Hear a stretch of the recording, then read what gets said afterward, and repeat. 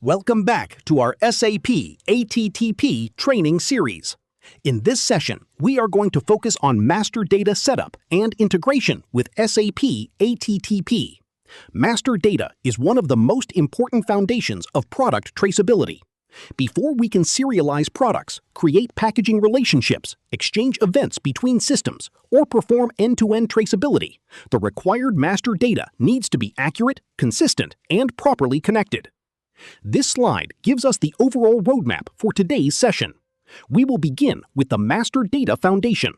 Here, we will look at important objects such as the product, GTIN and other identifiers, batch, business partner, and plant or location. Once this foundation is available, we move to the second area, packaging and relationships. This is where we will understand concepts such as packaging hierarchy, parent-child relationships, aggregation, and serialized units. The third area is integration. SAP ATTP needs to exchange information with source systems such as ERP and other connected systems. So we will look at interfaces, mapping, data exchange, and EPCIS events. After that, we move into SAP ATTP, where this master data and integration information comes together to support master data management, serialized objects, events, and traceability. And finally, all of these areas lead to the traceability outcome. The objective is to have accurate data, connected systems, regulatory readiness, and ultimately end-to-end product traceability. So, the overall flow we will follow throughout this session is Master Data Foundation, Packaging and Relationships, Integration, SAP ATTP, and finally, Traceability. The key message to keep in mind throughout this session is simple. Clean, connected, and well-governed master data is the foundation of reliable product traceability. With that overall picture in mind, let's start with the first foundation and understand the master data required for SAP ATTP. Now that we have the overall picture of master data and its role in product traceability, let's look at the agenda for this session. In this session, we will cover 5 major areas. First, we will understand how master data is set up in SAP ECC. We will look at the key master data objects that need to be maintained in the ECC system and understand the role they play before the information is sent to SAP ATTP. Second, we will look at master data setup in SAP S/4HANA. The concepts are similar, but the way master data is structured and managed can differ depending on the source system and the implementation. So, we will understand the relevant setup from an S/4HANA perspective as well.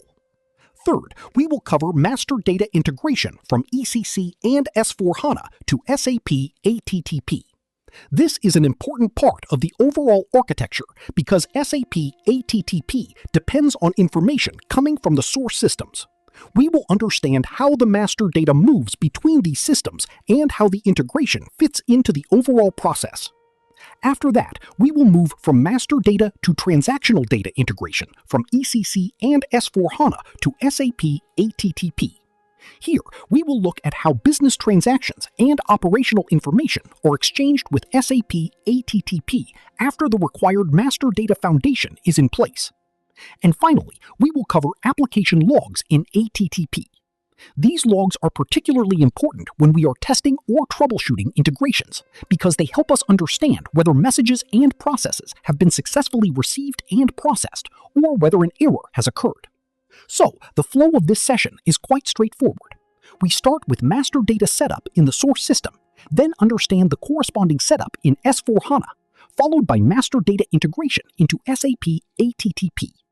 Once that foundation is established, we move into transactional integration, and finally, we learn how to use application logs when monitoring or troubleshooting the process. This agenda will give us a complete picture of how the source systems and SAP ATTP work together from a master data and integration perspective. So, let's begin with the first topic, setting up master data in SAP ECC. Now, let's move into the first technical topic of this session, setting up master data in SAP ECC. The key point on this slide is that the standard ECC material master needs to be extended with SAP ATTP-specific attributes to support serialization and traceability requirements. So, we are not simply creating a standard material and stopping there. For an SAP ATTP implementation, additional information may be required in the material master so that the serialization-related processes can work correctly and the required data can later be integrated into SAP ATTP. The slide highlights three important material master tables: MARA, MARC, and MARM. Let's understand each one. MARA contains general material data. These are attributes that are maintained at the overall material level. Then we have MARC, which contains plant-specific material data. This is important because some material-related information can vary depending on the plant where the material is manufactured, stored, or processed. The third table is MARM, which contains the material's units of measure information. So, when we look at these three together, we can think of them as different levels of material information: general material data, plant-specific data, and unit of measure data. The slide also points out that the SAP ATTP add-on for ECC provides corresponding append structures for these tables. These append structures allow additional SAP ATTP-specific attributes to be associated with the standard ECC material master structure. However, adding the technical fields to the tables is only one part of the setup. Those additional serialization attributes also need to be made available to users through the appropriate ECC material master screens. The material master screens, therefore, need to be customized according to the standards provided with the relevant add-on. The slide also provides an SAP recommendation regarding where these additional fields should be positioned. For example, additional fields from MARA can be positioned on the Basic Data 1 view. Additional fields from MARC can be positioned on the Work Scheduling view. And the extended MARM attributes relevant for SAP ATTP can be positioned on the Additional Data UoM tab of the Material Master. The important thing to understand here is that these fields are not just for display purposes. They provide the additional information required to support the serialization process and the integration of material master data with SAP ATTP. Why is this important? First, it enables the required SAP ATTP-specific serialization attributes to be maintained in ECC. Second, it helps maintain consistent and accurate master data. And third, this extended material master becomes one of the foundations for master data integration from ECC to SAP ATTP. So, the key takeaway from this slide is, we extend and customize the ECC material master using the relevant MARA, MARC, and MARM fields so that the required serialization information is available and can be integrated correctly with SAP ATTP. With that foundation understood, let's move to the next step and look at the specific master data information and configuration that needs to be maintained in the ECC system. Now that we understand why the ECC material master needs to be extended, let's look at where these SAP ATTP specific attributes are maintained. This slide shows the Material Master Basic Data 1 view, which can be accessed through the standard Material Master transactions MM01, MM02, and MM03. The important section shown here is Advanced Track and Trace Material Header Settings. This section contains several attributes that are important for serialization and integration with SAP ATTP system. Let's go through these fields one by one. The first field is Serialization Type. In this example, the value is 3, serialized and traced. This setting is important because it determines how the material is handled from a serialization and traceability perspective. When the material is configured as serialized and traced, the relevant events are recorded and stored in the SAP ATTP system. An important point mentioned on the slide is that once active synchronization has taken place, this setting cannot simply be reduced or changed back in the same way. So the serialization configuration needs to be considered carefully before the material is actively synchronized. The next field is Profile Relevant Country. This information is used to determine the relevant country for areas such as serial number management and regulatory reporting. In a global pharmaceutical environment, the regulatory requirements can differ depending on the country or market in which a product is handled. Therefore, maintaining the appropriate country-related information is important for downstream processes. Next, we have product category. The product category controls the assignment to the appropriate range definition. It is also used in determining the uniqueness scope based on the serialization profile. So this field contributes to how serialized objects and their identifiers are managed within the overall serialization process. The next field is synchronization active. This is shown as selected in the example. This indicates that the material is integrated with SAP Advanced Track and Trace for pharmaceuticals. In other words, the material has been enabled for synchronization with the track and trace environment. This field is particularly important because it represents the connection between the material maintained in the ECC source system and its corresponding information in SAP ATTP. We then have last synchronized. This field contains the date and time of the last integration update to SAP Advanced Track and Trace for pharmaceuticals. This can be useful when analyzing or troubleshooting synchronization. For example, if you are investigating whether a material was successfully synchronized, the last synchronized timestamp can provide an initial indication of when the integration update took place. On the right-hand side, the slide also reinforces the recommended positioning of these additional fields. The fields coming from MARA are recommended to be positioned on the Basic Data 1 view. Fields coming from MARC can be positioned on the Work Scheduling view. And the extended MARM attributes relevant for SAP ATTP can be positioned under Additional Data/UoM in the Material Master. The overall recommendation is to follow the standards provided with the SAP add-on. This helps maintain consistency and also supports compatibility when the system is upgraded. So, if we look at the complete flow shown at the bottom of the slide, the approach is extend, customize, position, integrate, and trace. First, we extend the material master with the required attributes. Then, we customize the relevant material master screens. Next, we position those fields in the appropriate views. After that, the required material information can be integrated with SAP ATTP. And ultimately, this contributes to reliable serialization and traceability. The key point to remember is that simply having the fields available in the database is not enough. The correct attributes need to be maintained, positioned appropriately in the material master, and synchronized correctly so that the downstream SAP ATTP processes receive the required information. With these material-level settings understood, let's continue and look at the other master data objects and attributes that are required to complete the ECC setup. Now let's continue with the ECC Material Master and move from the Basic Data 1 view to the Work Scheduling view. On the previous slide, we looked at the material header settings, including the serialization type, profile relevant country, product category, synchronization status, and last synchronization information. Now we need to look at the additional settings maintained at the plant level. On the left side of the slide, we can see the material master in the Basic Data 1 view. From here, we navigate to the Work Scheduling view for the same material.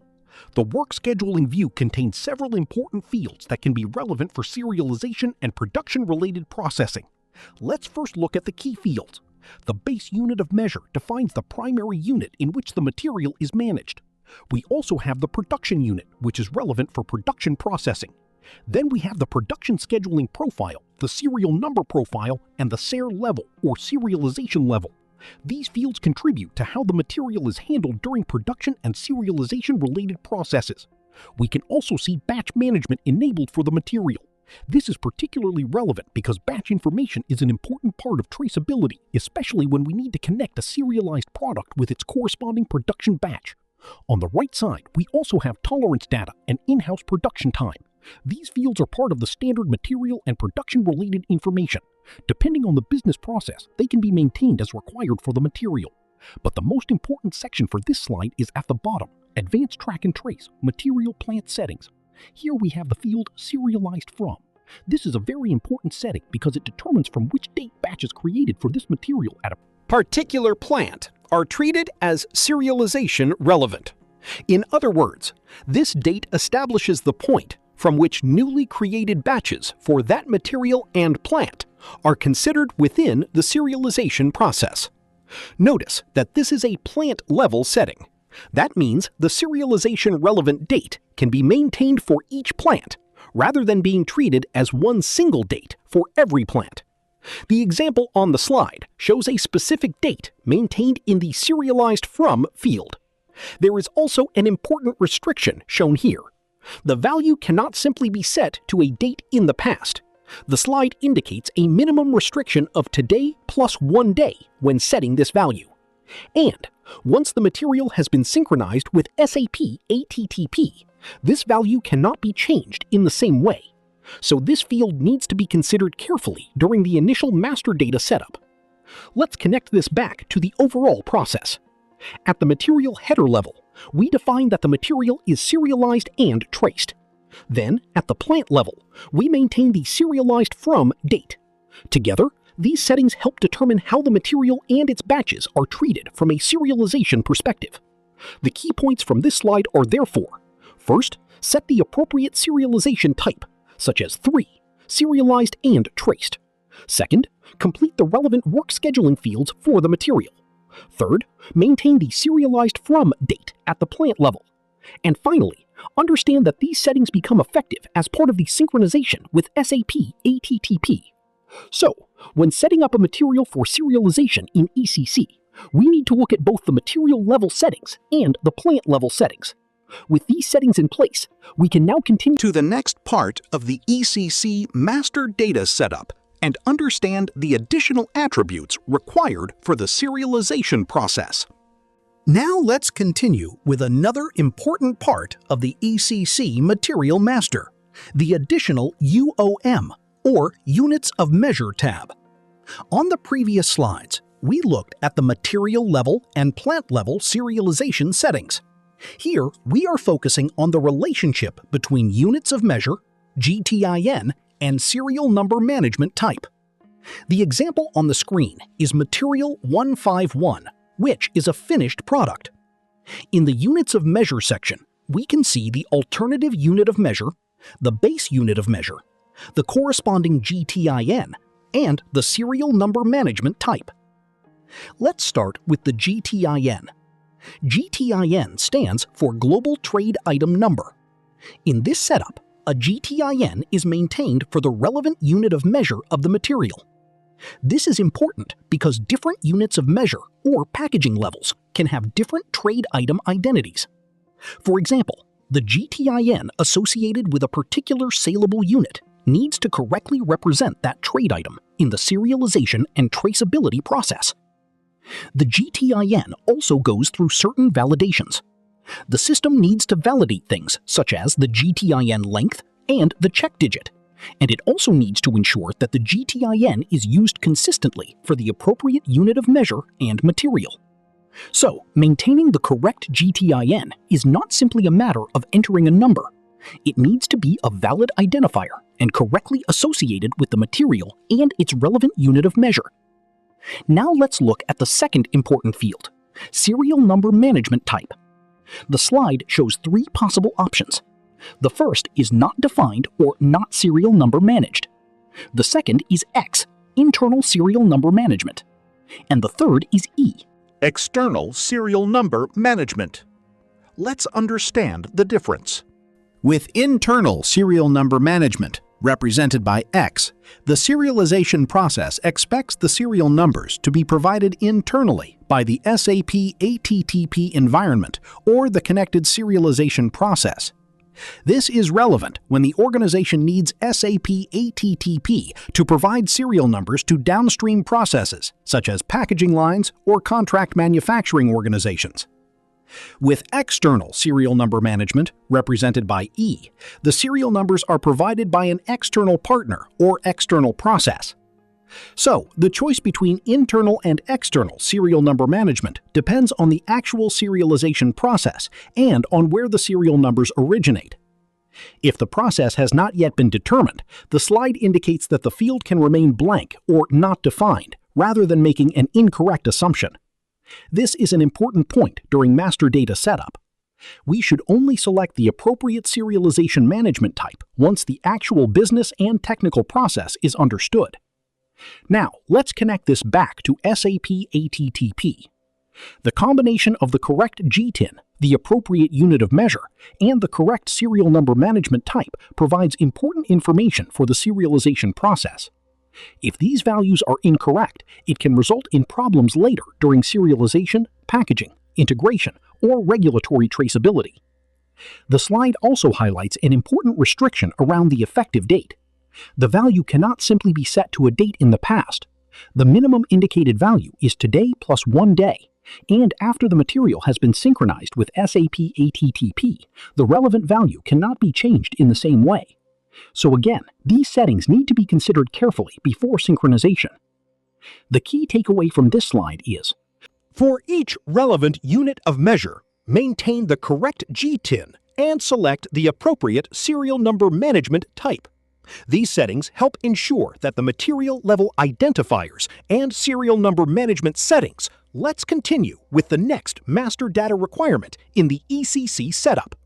Continuing with the additional UoM tab, we now have 2 more important pieces of information to understand: the business partner, who provides the serial number, and the national code. Let's start with the business partner field.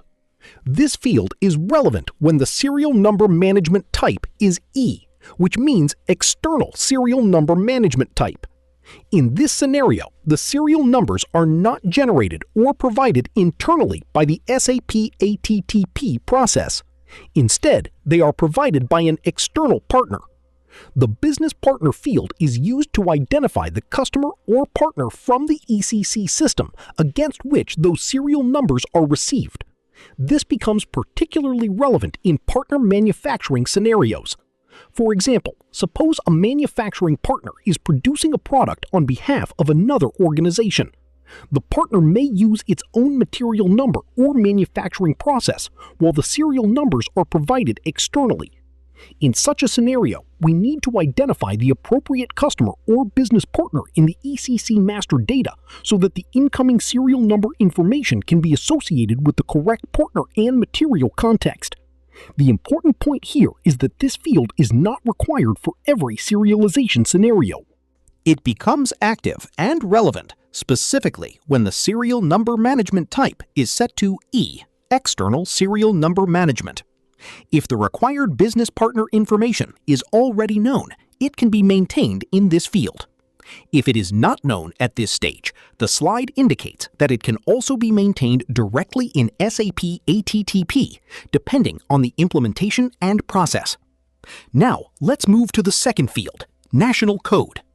The example shown here is specifically related to the United States. The National Code represents the National Drug Code, commonly known as the NDC. This code is used to uniquely identify a pharmaceutical product within the relevant regulatory framework in the United States. So, when communication with a regulatory authority requires the material's NDC to be reported, the appropriate national code needs to be maintained against the material. This is an important distinction to understand. The GTIN is a global trade item identifier, while the national code, in this US-specific example, represents the regulatory product identifier used for the United States. Therefore, depending on the market and regulatory requirement, both types of identification may need to be maintained correctly. Let's connect everything we have seen across the previous 2 slides. For the material and its relevant unit of measure, we need to maintain the appropriate UoM and GTIN. Then, we need to determine how serial numbers are managed, whether they are internally managed using X, externally managed using E, or whether the material is not serial number managed. If serial numbers are externally managed, the appropriate business partner may also need to be maintained. And for a US-specific regulatory scenario, the appropriate national code, or NDC, may need to be maintained. All of these values contribute to creating accurate master data for serialization and regulatory reporting. So, the key takeaway from this slide is, maintain the correct unit of measure, GTIN, serial number management type, business partner when required, and national code for the applicable U.S. scenario. The more accurately these master data attributes are maintained in the source system, the more reliable the downstream serialization and regulatory processes will be in SAP ATTP. With these material-level attributes covered, we can now continue with the next part of the ECC Master Data setup. Now let's continue with the additional UoM tab. On the previous slide, we looked at the GTIN, serial number management type, and the business partner and national code information. This slide takes that one step further and shows additional fields that help determine how a particular unit of measure is handled from a regulatory and serialization perspective. At the top, we can see the Units of Measure section for Material 151, our finished product example. The first field we need to understand is National Code Type. The National Code Type identifies what kind of national product code is being maintained. For example, the slide shows NDC for the United States and PZN for Germany. So, depending on the country or regulatory market, a different type of national code can be associated with the material. This is important because national identifiers are used in specific regulatory environments and need to be correctly associated with the applicable product and market. Next, we have the national code itself. The code value works together with the national code type. For example, if the national code type is NDC, then the corresponding national code would contain the applicable U.S. National Drug Code. This allows the system to maintain both the type of identifier and the actual identifier value. The next field is the registration code. This is used to maintain the registration code of a trade item.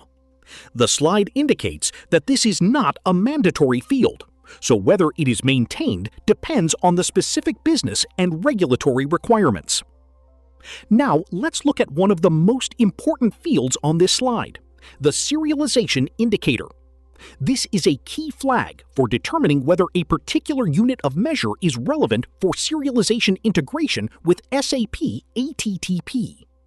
The important rule shown here is that only units of measure with the serialization relevance flag activated will be integrated to SAP ATTP. So, when we have multiple units of measure for a material, we should not assume that every single UoM will automatically be relevant for serialization. Instead, the appropriate serialization relevance indicator needs to be maintained based on the actual business process. This becomes particularly important in pharmaceutical packaging scenarios where a material can have multiple levels or units of measure, but only certain levels may need to participate in serialization.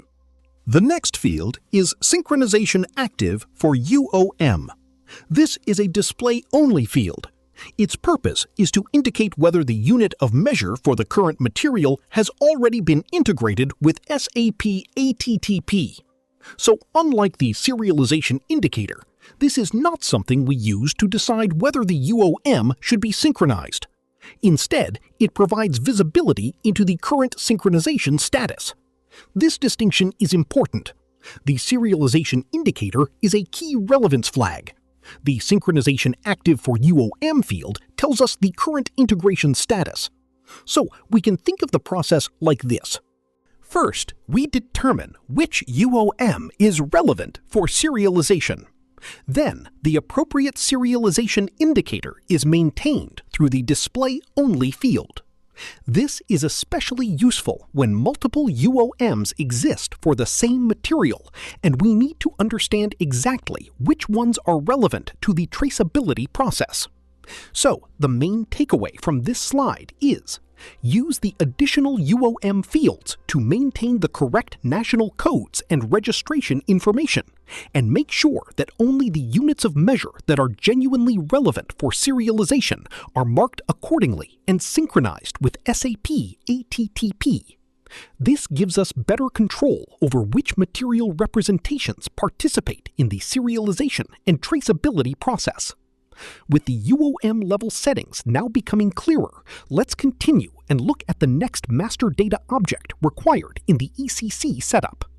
Now, let's look at an important practical question related to the serialized from date that we discussed earlier. The question is, due to urgency, Can we enter today's date as the serialization from date in the work scheduling view and then start serializing the material from today onward? The answer shown on this slide is no. We cannot simply enter today's date as the serialization from date and use that as a way to start serialization immediately from the current day.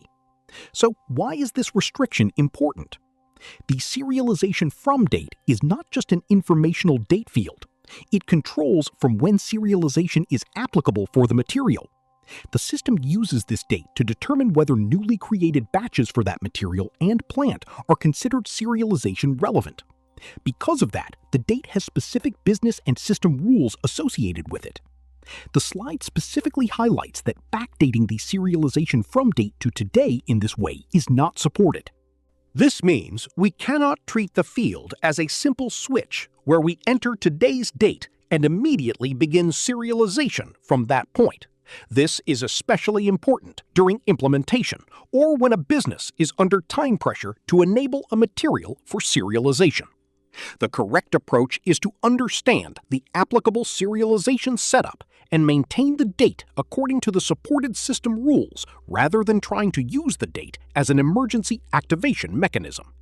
Remember also what we saw on the previous slides. Once the material has been synchronized with SAP ATTP, these important serialization-related settings have restrictions on how they can be changed. Therefore, this information needs to be planned carefully before synchronization. The key message from this slide is very simple.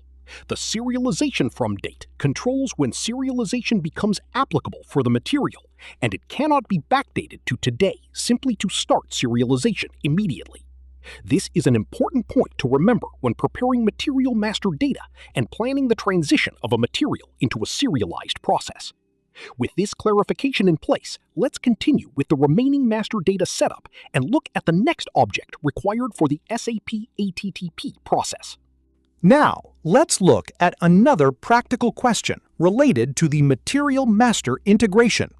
The question is, how many times does SAP ECC allow a material to be integrated with SAP ATTP? The answer shown on this slide is infinite times. In other words, SAP ECC allows a material to be integrated with SAP ATTP as many times as required. This is an important point because integration is not necessarily a one-time activity. During implementation, testing, master data corrections, synchronization activities, or operational processing, there can be situations where the material needs to be integrated again. For example, suppose a material is initially created and synchronized. Later, some relevant master data information is updated. The material may then need to go through the integration process again so that the relevant information is available correctly in SAP ATTP. So, we should not think of material integration as a single event that can happen only once.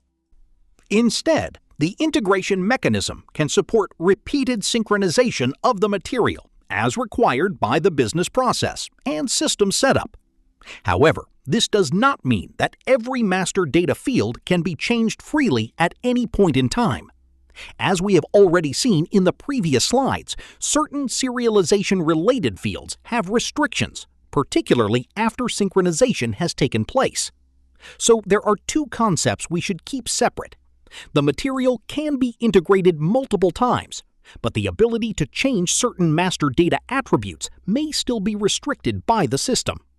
That distinction is important when working on master data corrections or troubleshooting synchronization issues. So the key takeaway from this slide is, SAP ECC allows a material to be integrated with SAP ATTP repeatedly, as many times as required. This gives us flexibility for ongoing synchronization, while still requiring us to respect the rules around specific serialization-related attributes. Now that we understand the integration frequency, let's continue and look at the next aspect of the ECC material master and its synchronization behavior. Now that we have covered the important material master settings, let's move to the next master data object, the business partner. Business partners are important because SAP ATTP may need information about the organizations participating in the supply chain, such as customers, vendors, suppliers, or other relevant partners. This slide shows the setup required in SAP ECC to make the appropriate business partner types available for integration. The first step is to activate the business partner types that need to be integrated.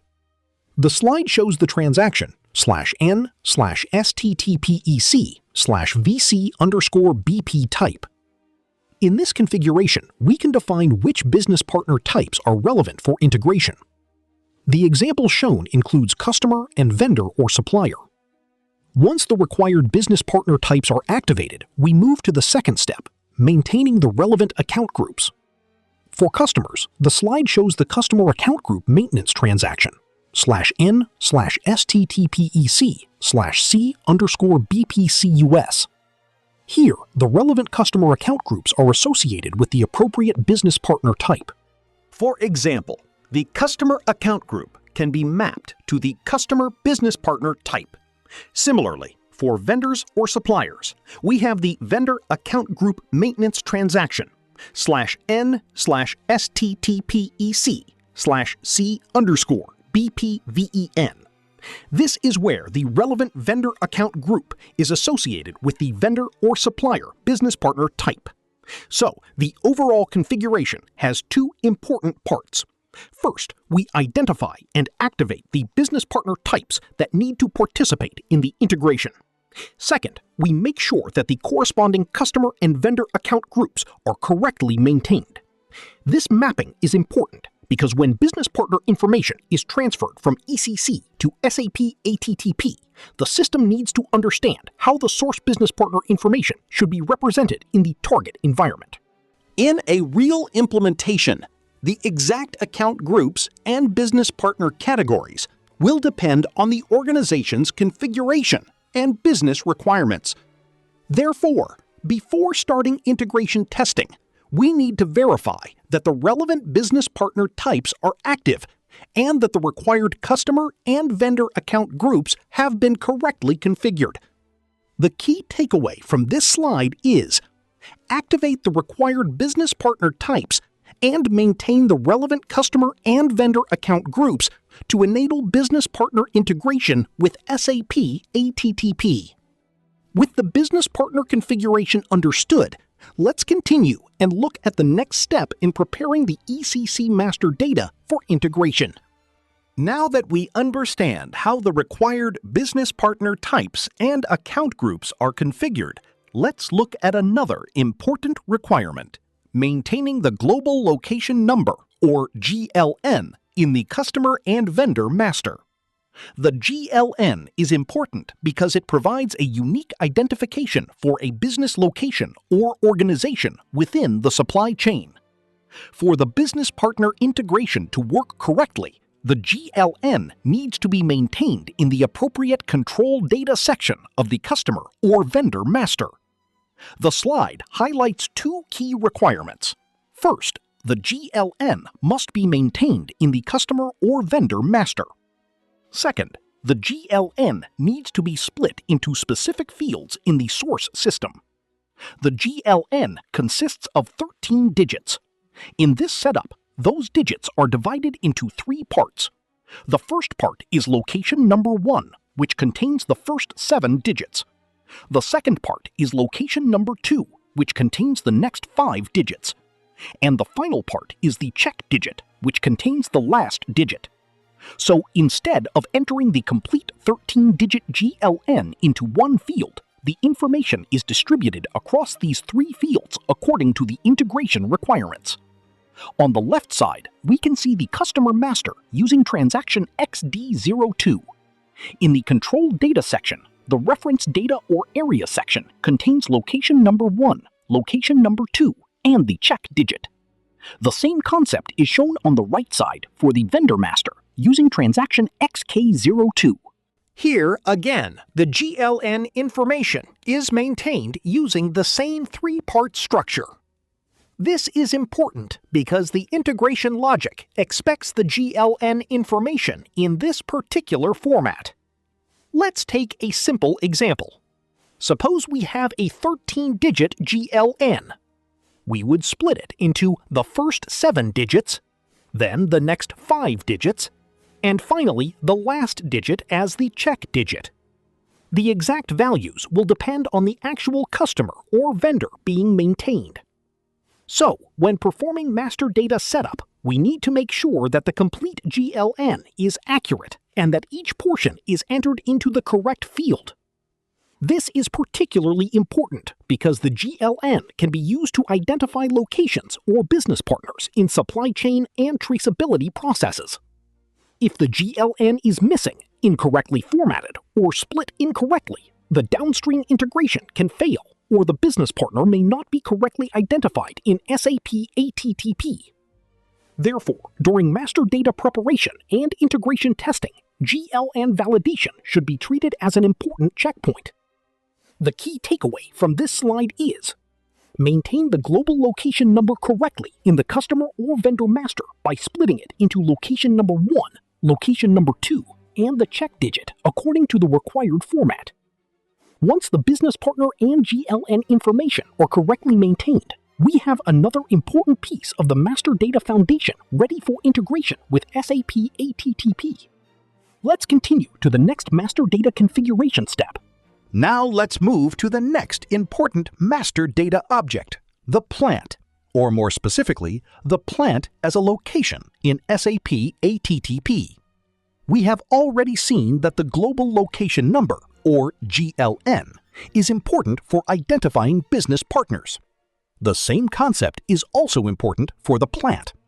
For a plant in ECC to be integrated into SAP ATTP, we need to maintain an appropriate GLN against that plant.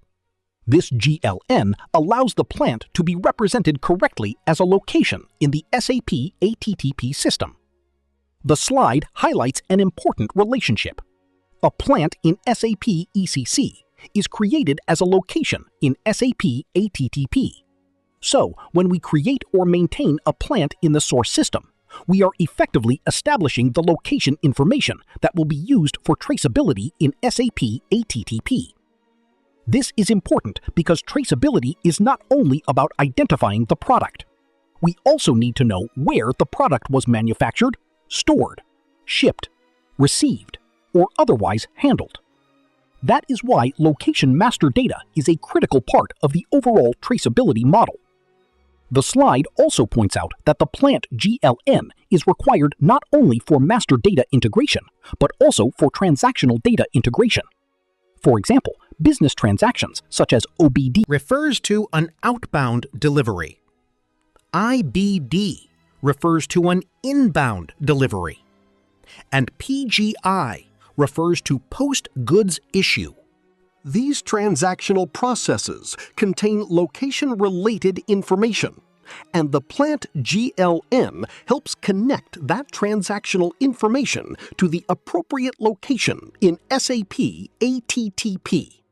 Now, let's look at the configuration shown on the right side of the slide. The key transaction is EAN GLN. This transaction is used to maintain the relationship between an SAP object and its corresponding international location number. In the example shown, we can see entries where the R3 object is plant, with different plant identifiers and their corresponding international location numbers. The lookup screen also shows several types of SAP objects that can be identified by an ILN, including company code, purchasing organization, shipping point, plant, and sales organization. For this particular setup, we are interested in selecting plant. Once the plant is selected, the corresponding location identifier, or GLN, can be maintained. This is important because SAP ATTP needs to understand that the plant in ECC corresponds to a specific business location. So when a transaction, such as an outbound delivery or goods issue, is later integrated, the location information can be resolved correctly. Let's connect this with what we saw on the previous slide. For a business partner, we maintain the GLN so that the customer or vendor can be identified correctly. For a plant, we also maintain the GLN so that the plant can be represented as a location in SAP ATTP. Therefore, both business partners and plants participate in the overall location identification model. The key takeaway from this slide is maintain the GLN against the plant in ECC so that the plant can be integrated into SAP ATTP and the same location information can be used during transactional data integration. Once the plant and location master data are correctly maintained, we have another important part of the ECC Master Data Foundation ready. Let's continue and look at the next configuration required before we move into the actual integration flow. Now that we have completed the main plant and location setup, let's move to another very important master data object, the batch. Batches are critical for traceability because they allow us to identify a specific quantity of material produced or managed together. In the SAP ATTP scenario, there are additional serialization-related attributes associated with the batch. This slide explains that these serialization-related fields are available for batches at the table level, specifically in MCH1 and MCHA. These fields are used not only for master data integration, but also for transactional data integration. So batch information becomes an important part of both the initial synchronization and the later business transactions that move through the system. Now, let's look at the key logic shown at the top of the slide. The serialization status of a batch is influenced by the relationship between the batch creation or manufacturing date and the material's serialized from date. If the manufacturing date or the batch creation date, depending on the applicable process, is later than the serialized from date, the serialization type defined for the material is copied to the batch. This means the batch becomes serialization relevant based on the material's serialization settings. On the other hand, if the relevant batch date does not meet that condition, the batch's serialization type is set to not serialized. So, the important concept here is that the serialization status is not determined only by the material master. The material-level serialization configuration is also reflected at the batch level, based on the applicable date logic. Let's look at the two tables shown on the slide. The first is MCHA, which represents batch-related data. The second is MCH1, which is used for batch information in the context of cross-plant batch management.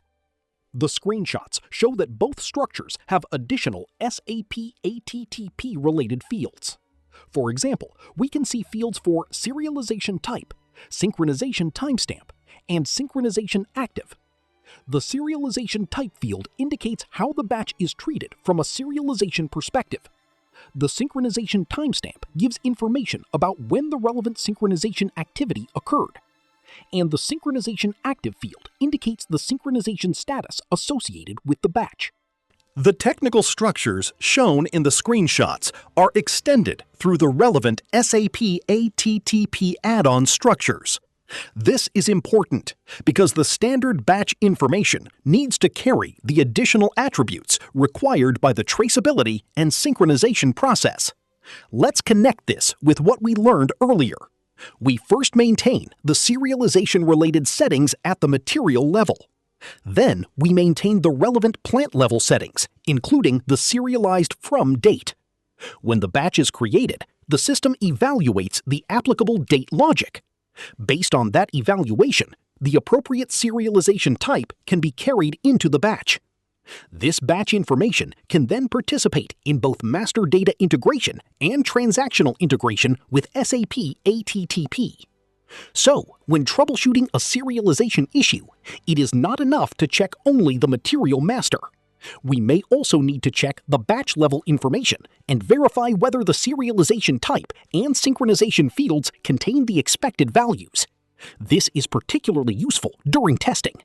For example, if a batch that we expected to be serialized is showing as non-serialized, we should verify the material's serialization settings, the serialized from date, and the relevant batch information. The key takeaway from this slide is batch serialization settings are maintained at the batch table level in MCH1 and MCHA and are essential for accurate master data and transactional data integration with SAP ATTP. Understanding this relationship between the material, plant, date, and batch will become very important when we later test actual serialization and transaction flows. Let's continue with the next step in the ECC Master Data setup. Now, let's pause for a quick knowledge check on the business partner setup we just discussed. The question is, which of the following must be added or maintained in the customer master so that the customer can be integrated with SAP ATTP? We have 4 options: storage location, global location number or GLN, trade item or GTIN, and profile relevant country. Take a moment and think about which one is directly required for identifying the customer or its location during the integration process. The correct answer is global location number or GLN. As we saw earlier, the GLN is used to uniquely identify the relevant business location or organization. For a customer to be integrated correctly with SAP ATTP, the appropriate GLN information needs to be maintained in the customer master. We also saw that the GLN is maintained in the required reference or controlled data fields and is split into the appropriate components according to the ECC integration setup. Why are the other options not the answer here? Storage location is relevant to inventory and storage-related processes, but it is not the key customer identification attribute being tested in this question. GTIN, or Global Trade Item Number, is primarily associated with the identification of trade items and products, rather than the customer itself. And Profile Relevant Country is associated with material and serialization-related processing, not the primary customer identification requirement shown in this setup. So, the correct answer is Global Location Number, GLN. This is an important point to remember when preparing customer master data for SAP ATTP integration. With that check complete, let's move forward and continue with the remaining ECC master data setup. Now we move into the second major topic from our agenda, setting up master data in SAP S/4HANA. So far, we have looked at the material master setup in SAP ECC, including the additional serialization-related attributes, GTIN, serial number management, and the relevant units of measure. With S/4HANA, there is an important change that we need to understand. The slide highlights that the GTIN field is no longer maintained at the MARM, or unit of measure level, in the same way as in the ECC setup we just discussed. Instead, S/4HANA provides a different approach for maintaining the relevant product identification and serialization information. On the left side of the slide, we can see an example material, Material 9000152, which represents a finished medical device. The material master contains an additional EANs/units of measure section. Here, we can see the relevant EAN or UPC information along with a serialization indicator. So, what do we use instead of the previous MARM level GTIN approach? The slide tells us to use the mean EAN, EAN11 field together with the serialization indicator MARC in the additional EANs tab. The EAN, or UPC value, represents the relevant trade item identification associated with the material. At the same time, the serialization indicator tells the system whether that particular entry is relevant for serialization. This distinction is important because simply maintaining an EAN or UPC does not by itself mean that the corresponding unit is serialization relevant. The appropriate serialization indicator also needs to be activated. So conceptually, we can think of it this way. The identifier tells us which trade item we are dealing with. The serialization indicator tells us whether that item is relevant to the serialization process. This gives us the information needed for the subsequent integration with SAP ATTP. The slide therefore gives us a simple S/4HANA specific rule. Maintain MEAN EAN 11 and the Serialization Indicator in the Additional EANs tab to make the material serialization relevant. This is an important difference to remember when working across ECC and S/4HANA systems. If you are familiar with the ECC setup, do not automatically assume that the exact same field structure or maintenance location will be used in S/4HANA. The business objective remains the same: provide the correct product identifier and indicate serialization relevance, but the way we maintain that information in the system is different. So, when configuring or troubleshooting a material in S/4HANA, one of the first things we should verify is whether the appropriate EAN information and serialization indicator have been maintained correctly in the additional EANs area. The key takeaway from this slide is, in S/4HANA, maintain MEAN EAN 11 together with the serialization indicator in the additional EANs tab, so that the material can be correctly treated as serialization relevant. With this S/4HANA specific difference understood, let's continue and look at the other master data settings required for integration with SAP ATTP.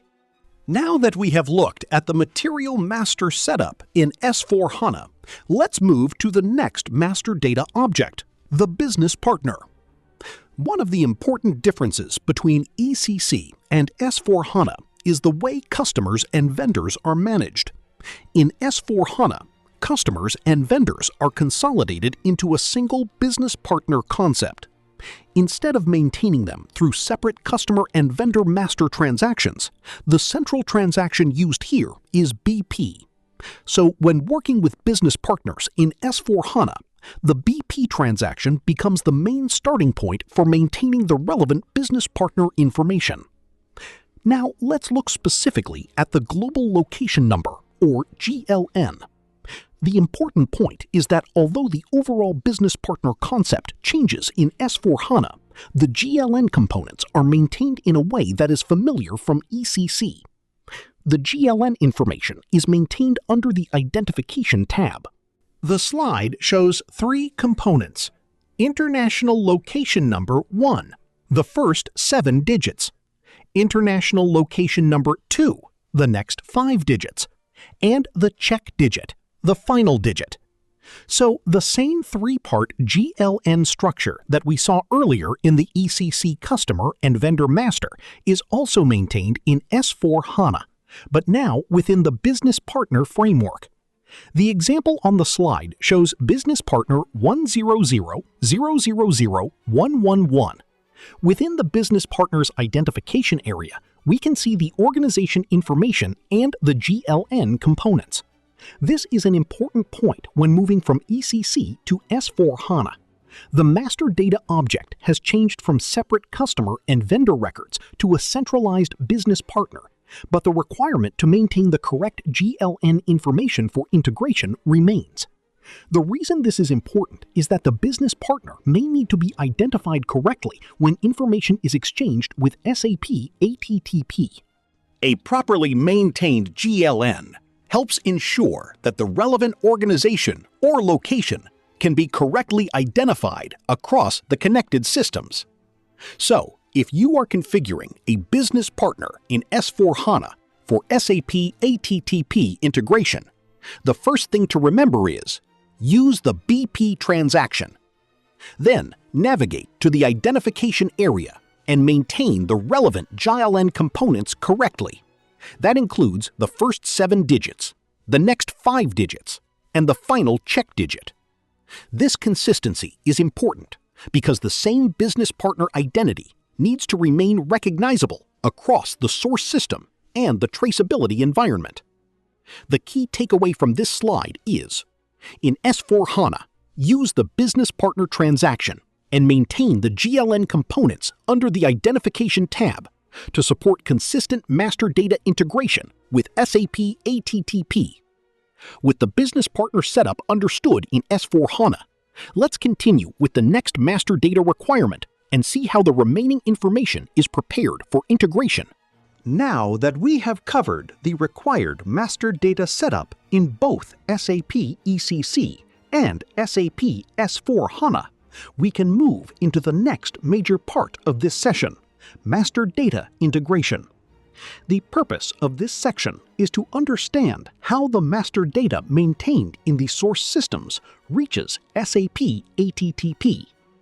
As shown in the diagram, we have two possible source systems on the left. The first is SAP ECC. The second is SAP S/4HANA. Both systems can act as the source for the required master data. That information then moves into the master data integration layer and ultimately reaches SAP ATTP.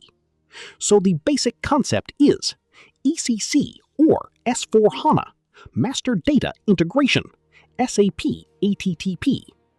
Why is this integration important? Because the master data maintained in the source system ERP is the foundation that SAP ATTP uses for serialization and traceability. The product, identifiers, batches, business partners, plants, locations, and other relevant attributes need to be transferred correctly so that SAP ATTP has a consistent representation of the business objects it needs to track. The slide highlights three important outcomes of this integration. First, master data flows from SAP ECC and SAP S/4HANA into SAP ATTP. The ERP system acts as the source of the business information, while SAP ATTP receives the information needed for traceability processing. Second, the data needs to be consolidated, standardized, and prepared for end-to-end traceability. This is important because the source data may contain different structures, formats, or representations depending on the source system. The integration process ensures that the information is transformed into the format expected by the target traceability platform. Third, the integration helps maintain consistency, accuracy, and seamless connectivity across systems. This is critical because a traceability solution is only useful when the different systems agree on the identity of the product, batch, partner, and location. For example, if a product exists in ECC with one identifier, that identifier must be correctly mapped and represented in SAP ATTP. Similarly, a plant in ECC or S/4HANA must be correctly associated with its corresponding location in SAP ATTP. The same principle applies to business partners, batches, units of measure, and other master data objects. So, when we talk about master data integration, we are not simply talking about moving records from one database to another. We are talking about making sure that the business meaning of the data remains correct as it moves between systems. This is why the master data preparation we discussed earlier is so important. If the source master data is incomplete or incorrect, the integration cannot magically correct every problem. The quality of the information entering SAP ATTP depends heavily on the quality of the information maintained in the source system. So, this section will now take us from the master data setup we have already discussed into the actual integration process and help us understand how these objects are transferred and synchronized. We will start looking at how the source system sends the relevant master data information, how that information is mapped, and how it is ultimately made available in SAP ATTP. Let's move into the integration flow step by step. Now we move from understanding the overall integration concept to the actual material master integration process. This slide shows the SAP ATTP integration report for material master, and the transaction used here is /n/STTPE/INT_MAT. This report is used to initiate or control the integration of relevant material master data from the source system into SAP ATTP. One of the most important things to understand on this screen is the workload selection and the different update options. Let's go through these options one by one. The first workload selection is Database. Database is the default selection and provides options for determining which materials should be considered for the integration run. The second option is Change Pointer. Change Pointer is useful when we want to identify serialization relevant materials that have been changed and need to be integrated with their latest information. This is particularly useful for ongoing synchronization after the initial material integration has already been performed. Now, let's look at the different update options. The first is Full Update. A full update sends all materials that are configured as serialization relevant to SAP ATTP. So this option is useful when we want to perform a broad synchronization of the relevant serialized materials rather than only processing recent changes. The next option is Full Update, Not New. The purpose of the Not New option is to exclude materials that have not yet been integrated. In other words, the process focuses on materials that are already integrated and updates them with their latest information. This can be useful when we want to refresh existing material data without introducing completely new materials into that particular integration run. Then we have the Delta Update. A Delta Update is more selective. It sends only serialization-relevant materials where the relevant serialization attributes have changed since the last integration update. This means we are not processing every serialized material again. Instead, we focus on materials where something important has changed. This can reduce unnecessary processing and is particularly useful for regular synchronization activities. The next option shown is Delta Update New. This option allows us to include materials that are relevant but have not yet been integrated. So while the normal Delta Update focuses on relevant materials with changes since the last update, the Delta Update New option can also bring in relevant materials that are new to the integration process.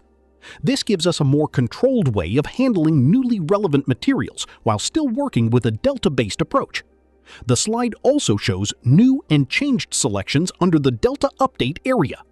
These allow us to control whether new materials, changed materials, or both should be considered during the update. We also have the option to specify a material number range. This means we can limit the integration run to a specific set or range of materials instead of processing everything that qualifies. This can be very useful during testing.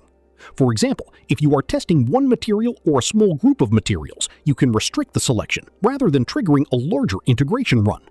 At the bottom, we can also see options related to the automatic enrichment and activation of trade items and serial number entities. One option is Assign or Create Range Definition. Another is Activate Trade Item.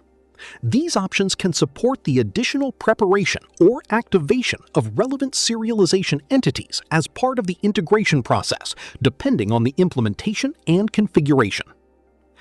Now, let's step back and understand why these options matter. The goal is not simply to send as much master data as possible into SAP ATTP. The goal is to send the right data.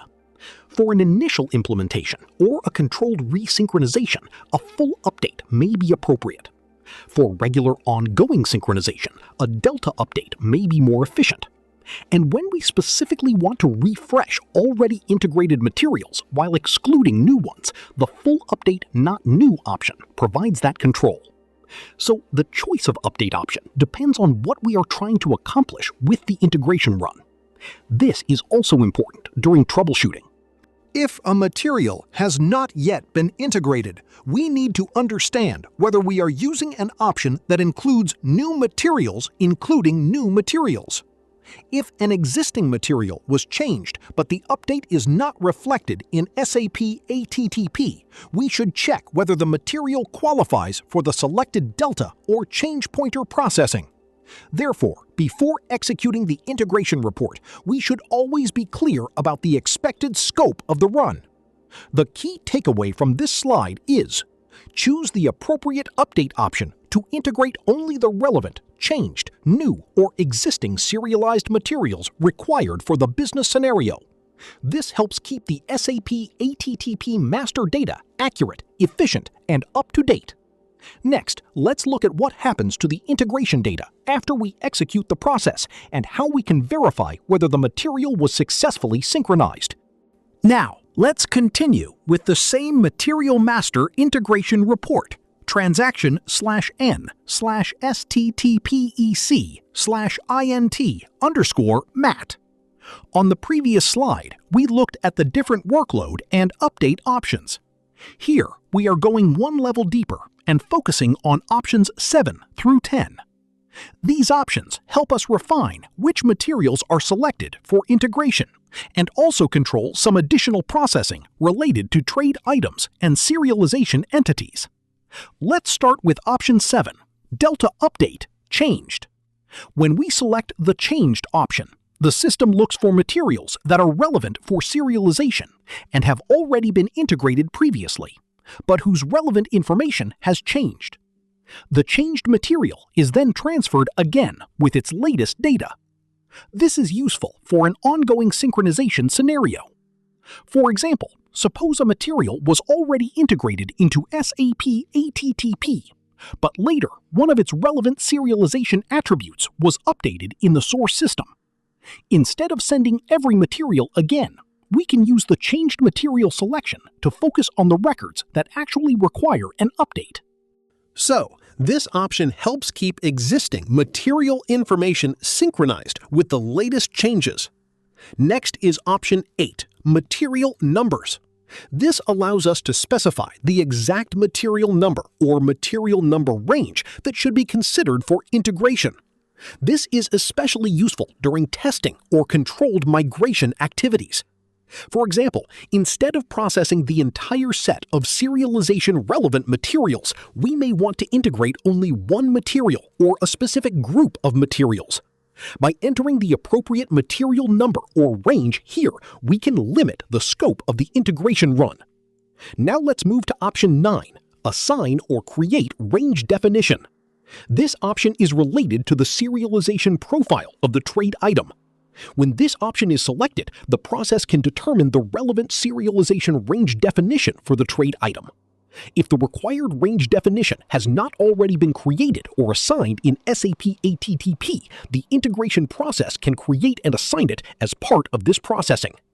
This is important because serialized objects require an appropriate range or numbering definition as part of the serialization setup.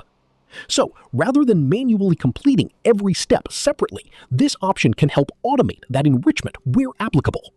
Finally, we have option 10, Activate Trade Item. This option allows the relevant trade item to be activated automatically if it has not already been activated in SAP ATTP.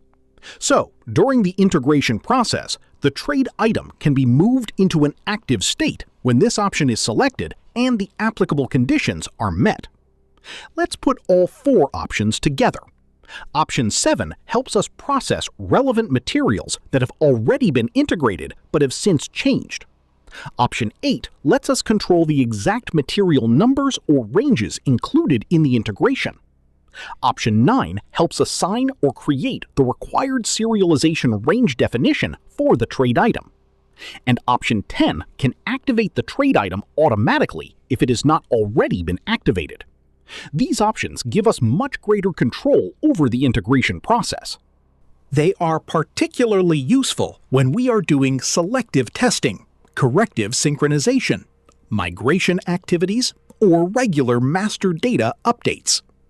For example, during testing, we may select a specific material number using option 8, include it in a delta or changed material process using option 7, and then use the enrichment and activation options to ensure the corresponding trade item is properly prepared in SAP ATTP. The key takeaway is, options 7 to 10 help refine the material selection, manage serialization range definitions, and ensure the related trade items are properly enriched and activated in SAP ATTP. Once the integration run is executed with the appropriate options, the next important step is to understand how we verify the result and confirm that the material was successfully processed. Now that we have seen how to execute the Material Master integration, The next important question is, how do we verify what actually happened during the integration? This is where the integration log becomes very important. The slide shows the integration log using transaction SLG1. SLG1 allows us to review the application log generated during the integration process and understand what was processed, what was successfully created or changed, and whether any warnings or errors occurred. On the left side of the slide, we can see an example of the integration log. The log provides information such as the date and time, user, processing number, external ID, message counts, and detailed message text. The message section is particularly useful because it gives us a step-by-step view of what happened during the integration run. For example, the log can show that a material is being prepared for integration, that sequential processing has started, that a processing package has been created, and that the material is being sent to SAP ATTP. We can also see messages related to the RFC integration, interface mapping, and the creation or change of the corresponding trade item. So, when we execute the Material Integration Report, we should not stop after getting a successful-looking result from the report itself. We should also know how to verify the application log and confirm the actual processing status. One important point mentioned on the slide is that material integration should initially be performed using the integration report. After the material is already integrated, changes to the integrated material or trade item can be synchronized through the configured integration mechanism, so the integration report does not necessarily need to be executed again for every subsequent change. The exact behavior depends on the configured integration process, but the important idea is that initial integration and subsequent synchronization are two different considerations. The slide also highlights an important scenario involving GTIN reuse across multiple ECC systems. If the same GTIN is used for different materials coming from different ECC systems, SAP ATTP can create a corresponding variant while considering the relevant logical systems group. This is important in landscapes where multiple source systems are integrated into the same SAP ATTP environment. Now, there is one very important prerequisite mentioned on the slide. Before integrating any material, the GCP, or Global Company Prefix, of the GTIN must be maintained in SAP ATTP. The slide references the relevant configuration transaction /n/STTP/GCP_MGMT.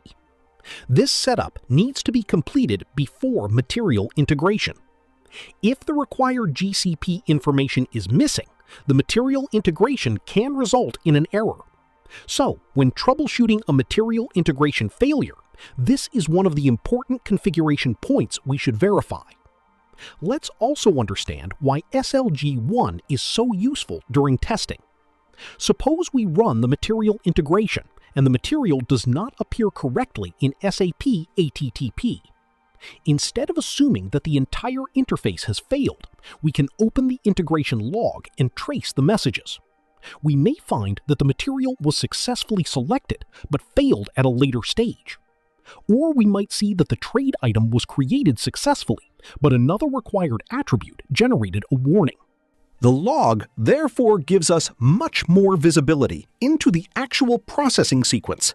It is especially useful for identifying whether the issue is related to master data, configuration, mapping, integration processing, or a prerequisite such as GCP maintenance. So the key takeaway from this slide is the SLG1 integration log confirms what was processed, what was created or changed, and provides valuable information for troubleshooting material master integration with SAP ATTP side. Whenever you are testing a material integration, make it a habit to check the integration log and review both the successful messages and the warnings or errors. That will give us a much clearer understanding of what happened during the integration process. Now let's continue and look at how the integrated master data information is represented on the SAP ATTP side. Now that we have completed the material master integration discussion, Let's move to the integration of another important master data object, the business partner. In this slide, we are specifically focusing on vendor integration from the source system into SAP ATTP. The transaction shown here is /n/STTPEC/INT_BUP. This is the integration report used for business partner processing. The screen on the left shows the business partner selection area. The first important setting is the business partner type. For the vendor integration scenario shown here, we use Business Partner Type 2 and select the checkbox Integrate Vendors. This tells the integration report that we want to process vendor-related business partners. Next, we have the Vendor Selection section. Here, we can specify a particular vendor or a range of vendors that should be included in the integration. This gives us control over the scope of the integration run. For example, during testing, we may want to integrate only one specific vendor rather than processing the complete vendor population. The slide also shows an important checkbox. Integrate business partners only if they have GLN assigned. When this option is selected, only vendors that have the required GLN maintained will be considered for integration. This is important because, as we discussed earlier, the GLN is a key identifier used to establish the business partner's location identity in the traceability environment. If the vendor does not have the required GLN, selecting this option prevents that vendor from being included in the integration run. So, before executing the integration, it is important to make sure the relevant vendor master data has been prepared correctly. At the bottom, we have another option, Activate Business Partner. If this checkbox is selected, the integration report can automatically activate the business partner in SAP ATTP if it has not already been activated. So, we again have a distinction between integrating the business partner and activating the business partner. The integration moves the relevant master data into the target system. The activation option can then ensure that the business partner is available in the required active state. Now, let's look at the right side of the slide. Second, the option Integrate Business Partner Only if GLN assigned allows us to restrict integration to vendors that have the required GLN assigned. And third, selecting Activate Business Partner allows the integration report to activate the vendor in SAP ATTP if it has not already been activated. So, the overall flow is: select the vendor, verify the GLN requirement, execute the integration report, review the SLG1 log, confirm successful business partner processing. The key point is that business partner integration follows the same overall principle we saw with material integration. Prepare the source master data correctly, execute the appropriate integration report, and then verify the result through the integration log. With vendor integration understood, let's continue and look at the next business partner integration scenario. This shows the business partner integration report and the corresponding integration log using transaction SLG1. The log gives us visibility into what happened during the integration process. We can see information such as the integration start time, dynamic interface mapping, RFC processing, the number of records received for business partner maintenance, and whether the business partner was successfully updated. For example, the sample log shows that the integration process started, the interface mapping was executed, the RFC function was called, and the business partner was successfully updated. The final message indicates that the integration process ended successfully. This is very useful when testing because it gives us evidence that the business partner was actually processed. If there is a problem, we can use the same SLG1 log to identify where the processing stopped or which step generated an error. Let's summarize the 3 important points from this screen. First, for vendor master integration, use Business Partner Type 2 and select Integrate Vendors. Now, let's look at the customer business partner integration. We have already seen how the business partner integration report works for a vendor. The process for a customer is very similar, but the selection values and business partner type are different. The transaction used here is again /n/STTPEC/INT_BUP. On the left side, we can see the business partner selection screen. For customer integration, we use Business Partner Type 1 and select the checkbox Integrate Customers. This tells the integration report that the objects selected for this run are customer business partners. We can also see a customer selection section. Here, we can enter a specific customer number or a range of customer numbers that we want to integrate. This is useful when we need to perform a controlled integration, particularly during testing. For example, instead of processing all available customers, we can select one specific customer and verify its integration into SAP ATTP before processing a larger population. The slide also shows the Activate Business Partner option. When this option is selected, the integration report can activate the customer business partner in SAP ATTP if it has not already been activated. So again, we have two related but separate activities. First, the business partner data is integrated. Then, when required, the business partner can be activated. Now let's look at the integration log on the right side. The log is available through Transaction SLG1. It shows the complete processing sequence for the customer integration. We can see that the integration process starts, followed by dynamic interface mapping and the RFC function call. The system then receives the relevant business partner record for maintenance. After that, the selected customer business partner is processed and successfully updated. In the example shown, the report indicates 7 successful messages with 0 warnings and 0 errors. The slide also shows the Activate Business Partner option. When this option is selected, the integration report can activate the customer business partner in SAP ATTP if it has not already been activated. So again, we have two related but separate activities. First, the business partner data is integrated. Then, when required, the business partner can be activated. Now let's look at the integration log on the right side. The log is available through Transaction SLG1. It shows the complete processing sequence for the customer integration. We can see that the integration process starts, followed by dynamic interface mapping and the RFC function call. The system then receives the relevant business partner record for maintenance. After that, the selected customer business partner is processed and successfully updated. In the example shown, the report indicates 7 successful messages, with 0 warnings and 0 errors. This is a good example of what we want to see when validating a successful business partner integration. Now let's compare this with the vendor scenario from the previous slide. For a vendor, we used Business Partner Type 2 and selected Integrate Vendors. For a customer, we use Business Partner Type 1 and select Integrate Customers. The overall integration mechanism remains the same.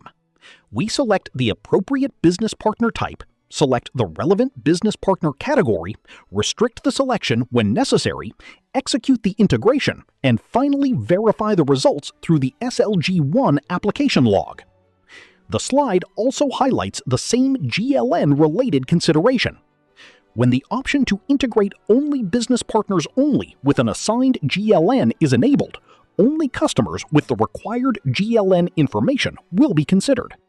This is important because the GLN helps identify the customer or its relevant location consistently across the integrated systems. So, before running the customer integration, we should verify that the customer master contains the required GLN information. The final point is the Activate Business Partner checkbox. If enabled, it allows the integration process to activate the customer in SAP ATTP when it has not already been activated. So the practical flow for customer integration is: select Business Partner Type 1, select Integrate Customers, choose the customer or customer range, execute the integration. Review SLG1. Confirm successful processing. The key difference from vendor integration is mainly the business partner type and the corresponding selection checkbox. The integration principle itself remains the same. With customer integration now covered, we have seen how both major business partner scenarios, customer and vendor, can be integrated from the source system into SAP ATTP. Let's continue with the next master data integration object. The example shown here indicates a successful integration. The log shows that the integration process started, that the plant was sent to the SAP ATTP system, and that the RFC integration and dynamic interface mapping were executed. We can then see the processing of the location object and the message confirming that the plant was successfully updated. In this example, the log shows 9 successful messages with 0 warnings and 0 errors. This gives us a clear indication that the integration process completed successfully. There are 2 important points to remember from this slide. First, only plants that have the required GLN assigned can be integrated when the corresponding selection option is used. Second, storage locations can also be integrated by selecting the appropriate checkbox. And finally, the location can be automatically activated after successful creation by selecting Activate Location. So the practical flow is: select the plant, verify the GLN, optionally include storage locations, optionally activate the location, execute the integration, verify the result in SLG1. This follows the same overall pattern we have seen for material and business partner integration. The main difference is that here we are creating or updating the location structure required for traceability. With plant and storage location integration understood, let's continue to the next master data integration object. Now we are moving into the next major topic of this session: transactional data integration from SAP ECC and S/4HANA to SAP ATTP.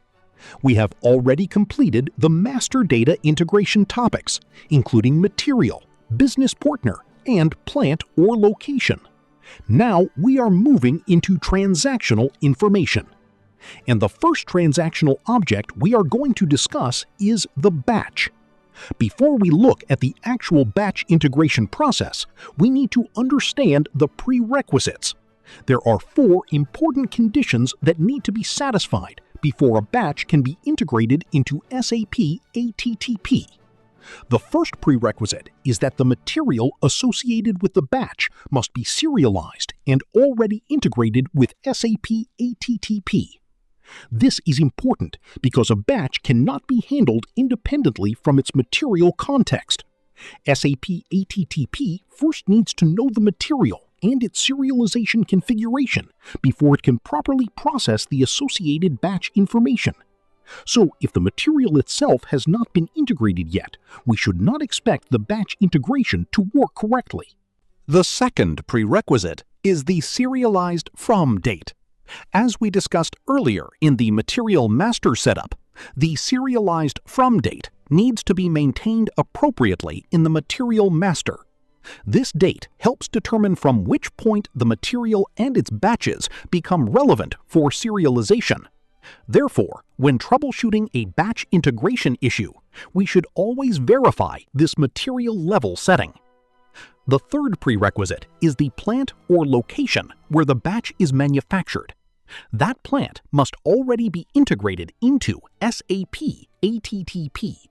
This makes sense because SAP ATTP needs to know the location associated with the batch. The plant provides the location context for the manufacturing activity and becomes part of the traceability information. So, before integrating the batch, we need to make sure that the corresponding plant has already been successfully integrated. The fourth point is the transaction used for the actual batch integration. The transaction shown on this slide is /n/STTPEC/INT_batch. This is the integration transaction used to transfer the relevant batch information from the source system into SAP ATTP. So let's put all four prerequisites together. First, the material must be serialized and integrated. Second, the serialized from date must be maintained in the material master.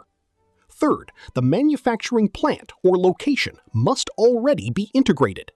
And fourth, we use /n/STTPEC/INT_batch for the batch integration process. This sequence is important. We can think of it as a dependency chain: material, serialization setup, plant or location, batch integration. The batch depends on the material and location information already being available. This is why transactional integration is closely connected to the master data integration we covered in the previous section. For example, if the material exists in ECC but has not yet been integrated into SAP ATTP, the batch integration may not be able to establish the correct relationship. Similarly, if the manufacturing plant is missing from SAP ATTP, the batch's location context may not be resolved correctly. So, before starting any batch integration testing, these prerequisites should be checked first. The key takeaway is, batch integration requires a serialized and integrated material, a correctly maintained serialized from date, and an integrated manufacturing plant or location. The batch integration is performed using transaction /n/STTPEC/INT_batch. With these prerequisites in place, we can now move to the actual batch integration process and see how the batch is selected and transferred into SAP ATTP. Now that we understand the prerequisites for batch integration, let's look at the actual process of integrating a batch into SAP ATTP. The transaction used for this process is /n/STTPEC/INT-batch. This report allows us to select the batches that are ready for integration and then send the relevant information to SAP ATTP. On the left side of the screen, we can see the batch selection area. Here, we can enter selection criteria such as the material, batch, serialization type, date of manufacture, and SLED or BBD, depending on what we need to process. We can also use the date ranges to narrow down the selection. This is useful because during a real integration run, we may not want to process every batch in the system. Instead, we can select a specific material, a specific batch, or a particular range based on the testing or business requirement. The screen also provides synchronization-related selection options. For example, we can select batches based on whether synchronization is active, synchronization is not active, or use the option to select only change pointer records. These options give us additional control over which batches are included in the integration process. After the selection criteria are entered, we can use Search to identify the batches that are ready for integration. The lower section of the screen then displays the batches ready for integration. In the example shown, we can see a batch associated with material ATTPBATT_251. The batch is shown with its serialization information, SLED or BBD, and batch change date. This is useful because we can review the batch information before initiating the actual integration. Now let's look at the integration log on the right side. The batch integration process can be monitored using transaction SLG1. The application log provides information about the integration run, including the processing date and time, user, object, sub-object, transaction information, and log number. This becomes especially important when there is an integration problem. The slide highlights an important point. If the prerequisites are not met for automatic batch integration, the online batch integration will fail. This means that before troubleshooting the batch report itself, We should first verify the prerequisites we discussed on the previous slide. For example, has the material already been integrated? Is the material serialization relevant? Is the serialized from date correctly maintained? Has the manufacturing plant or location already been integrated? If any of these prerequisites are missing, the batch may not integrate successfully. The report shown on the slide can then be used to integrate the batches once the prerequisites have been fulfilled. Another useful feature is that the same report can also show batches that have already been integrated. This gives us visibility into the current synchronization status and helps prevent confusion when testing. The report also exposes additional batch extension information, not just the standard batch attributes. For example, we can see fields such as Serialization Type, Synchronization Timestamp, and Synchronization Active. These fields help us understand how the batch is being handled from an SAP ATTP integration perspective. This becomes very useful during troubleshooting. For example, suppose a batch exists in ECC but is not visible as expected in SAP ATTP. We can use the batch integration report and the SLG1 log to check whether the batch was selected, whether the integration process started, and whether the batch was successfully transferred. So the practical process is: select the batch, verify the batch details, execute /n/STTPEC/INT_batch, review the integration log in SLG1, confirm the batch was successfully integrated. The key takeaway from this slide is: use /n/STTPEC/INT_batch to integrate batches into SAP ATTP, and use SLG1 to monitor and troubleshoot the integration process. Once the batch integration process is understood, we can move to the next transactional integration scenario and see how actual business transactions are transferred into SAP ATTP. Now that we have completed the batch integration process, the next step is to validate the result in SAP ATTP. This is an important part of integration testing. Executing the integration report successfully on the source system is not the final confirmation. We also need to verify that the batch has actually arrived in SAP ATTP and that the expected information is available there. For this validation, we can use the SAP Advanced Track and Trace for Pharma Data Cockpit. In the cockpit, navigate to Repository Browser, Lots. The Lots section is where integrated batch information can be viewed.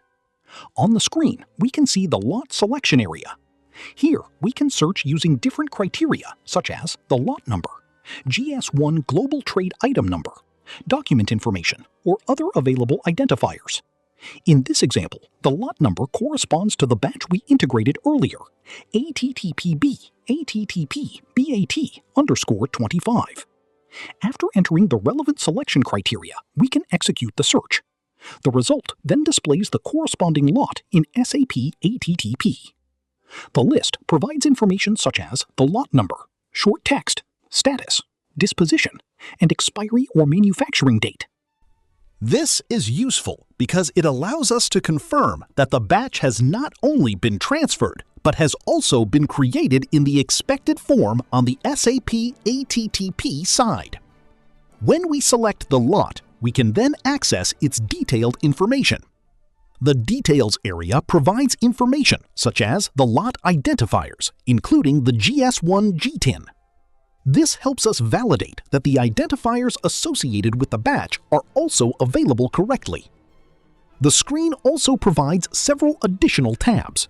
For example, we can navigate to Object Hierarchy, Events, Business Transactions, Related Serialized Trade Items, Reporting Events, Authorization Requests, and Administrative Data. This is where the validation becomes more powerful. We are not limited to checking whether the batch exists.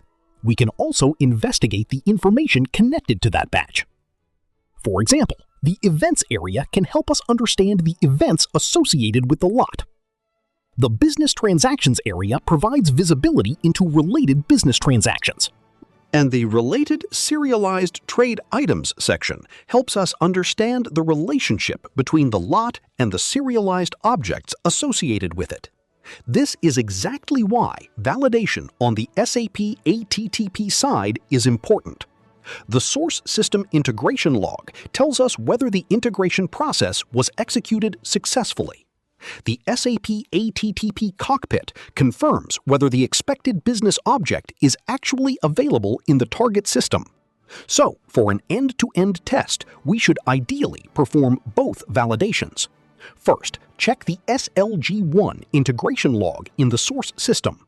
Then, go into the SAP ATTP Data Cockpit and verify the corresponding lot under Repository Browser, Lots. This gives us confidence that the batch has successfully moved across the integration boundary. The key takeaway from this slide is, after batch integration, validate the batch in SAP ATTP under Repository Browser, Lots, and verify its identifiers, status, related events, and associated information.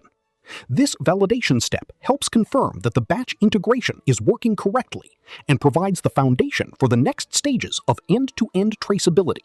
Now that we have completed the batch integration flow and learned how to validate the batch in SAP ATTP, let's move to the next important area, transactional data integration. Master data tells us what the product, batch, business partner, and location are. Transactional data tells us what actually happened to those objects during the business process. This is where ERP business documents become important.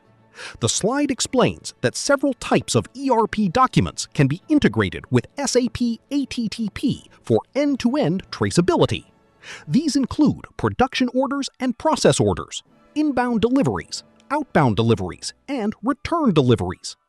Each of these documents represents a different business process within the supply chain.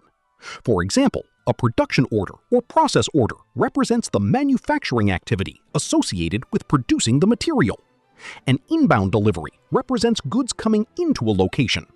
An outbound delivery represents goods moving out of a location. And a return delivery represents goods being returned through the supply chain. By integrating these business documents into SAP ATTP, we can connect the operational business process with the serialized products, batches, and locations that we have already established through master data integration. Now, let's look at how these documents are represented after integration. When a business transaction is integrated for the first time, the document status is set to Initially Integrated. This gives us an indication that the document has successfully entered the SAP ATTP transactional environment. The slide also explains that the business transaction type reflects the GS1 core business vocabulary. This means that the transaction type used within SAP ATTP represents the corresponding business meaning of the ERP document. For example, the slide references terms such as Pro Order for a production order, Rec Add for an inbound delivery, Des Add for an outbound delivery, RMA for a return delivery, and PO for a purchase order. The important concept here is that the transaction information is not simply copied as an ECC document. It is represented using the appropriate business transaction structure so that the information has a consistent meaning within the traceability environment. We also have the document type and document number. These reflect the document type and document number that are known in ECC. This is useful because it provides a direct reference back to the source ERP document. So, when someone is analyzing a business transaction in SAP ATTP, they can understand which source document the transaction originated from. The next concept is the transaction summary status. This status represents the overall summary of the individual item status values associated with the transaction. In other words, the overall transaction status gives us a higher level view, while the individual items provide more detailed status information. Now let's look at the information contained in each business transaction item. The slide highlights several important elements. The item number identifies the individual line item. The GTIN identifies the trade item involved in that transaction. The item status tells us the processing status of that particular item. The planned quantity and confirmed quantity provide quantity information for the transaction. And finally, the batch or lot identifies the relevant batch associated with the item. This combination of document-level and item-level information is what allows SAP ATTP to provide meaningful traceability. For example, imagine an outbound delivery containing a particular serialized product and batch. The business transaction can provide the document reference, item information, GTIN, quantity, and batch. That information can then be connected with the related serialized objects and events. This is how transactional integration contributes to the larger traceability picture. So, we can now see the relationship between the different layers we have covered in this session. Master data defines the objects. Batch data provides the production and lot context. And transactional data tells us what happened to those objects during the actual business process. When these layers are connected inside SAP ATTP, we get much greater visibility across the supply chain. The key takeaway from this slide is ERP business documents integrated into SAP ATTP provide visibility into business transactions and their individual items, creating the foundation for end-to-end traceability across the supply chain. Now that we understand which transactional documents are integrated and what information they contain, let's continue and look at how these transactional documents are actually processed and synchronized with SAP ATTP. Now that we have completed the batch integration flow, let's move to the next level of transactional integration, ERP business documents. For transactional data integration, the report shown on this slide is /n/SAP-ATTP integrate /INTR/TRN. This is the SAP ATTP integration report for transaction data. The purpose of this report is to integrate relevant transaction documents from the SAP ERP system into SAP ATTP. Before running this report, there is one important prerequisite to remember from the previous slides. The relevant material and batch must already be integrated. Batch integration is therefore a prerequisite for transactional data integration when the transaction contains batch-relevant information. This report provides different ways to identify the transactional documents that need to be processed. One option shown is mass integration. Mass integration is useful when we want to process multiple qualifying documents together instead of selecting individual documents one by one. Under Transaction Data Selection, we can see two approaches: Change Pointer and Database. The Change Pointer option can be used to identify documents or changes that have become relevant for integration. The Database option allows the report to work from the available database selection and the criteria entered on the screen. So, depending on the business requirement, we can choose the appropriate approach for identifying the transactions to be processed. The report also provides several selection criteria. We can filter by GS1, Global Trade Item Number, Material, Plant, Document Type, and Document Number. There are also criteria related to the change username and the modification date and time. These selection fields are useful when we want to limit the integration run to a specific business scenario. For example, during testing, we may want to integrate transactions for a specific material and plant rather than processing the complete population. The slide also shows an option for individual document integration. This is useful when we want to process one specific ERP document instead of running a mass integration.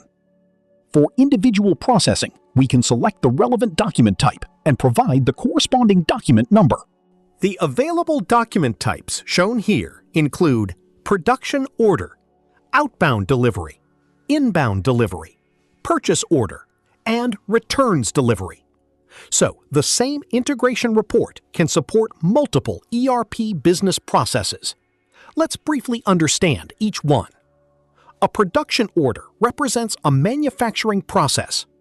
An outbound delivery represents goods being sent from one location to another party.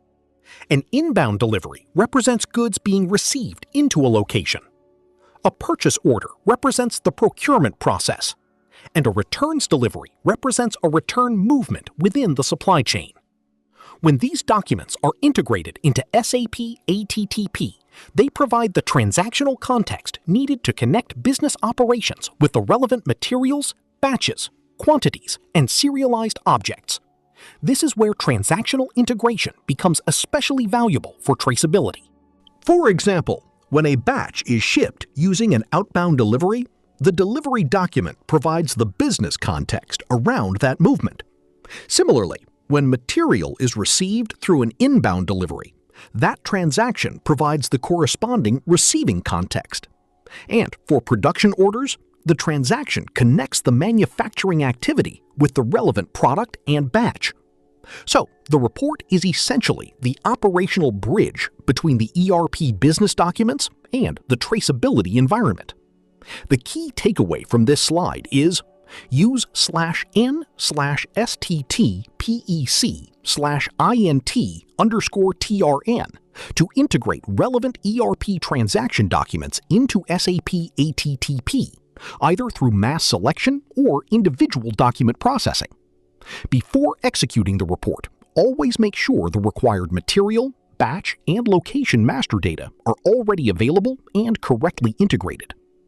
With the Transaction Integration Report understood, let's go one step further and look at how a specific document type is processed and represented in SAP ATTP. Now that we understand the Transaction Integration Report and the different ERP document types that can be integrated, let's look at what the integrated document actually looks like inside SAP ATTP. The screen shown on this slide is the SAP Advanced Track and Trace for Pharma Data Cockpit. Here, we are working with the repository browser, and specifically the Business Transactions area. This is an important validation point because, just like we validated the batch under repository browser/lots, we can also validate the transactional document after it has been integrated. At the top of the screen, we have Business Transaction Selection. Here, we can search using criteria such as the document number, document type, and document year. In this example, a specific document number has been entered. After performing the search, the matching business transaction appears in the Business Transactions section.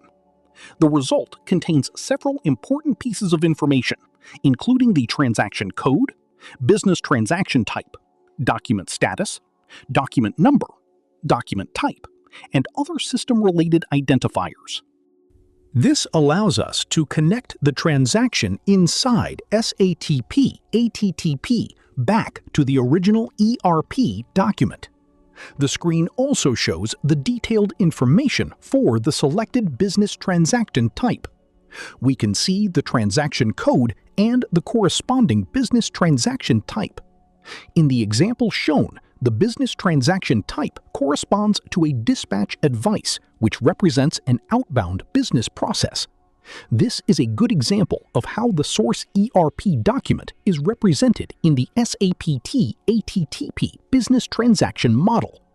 Instead of looking only at the original ERP document, SAPT ATTP maintains the transaction in a structured traceability context.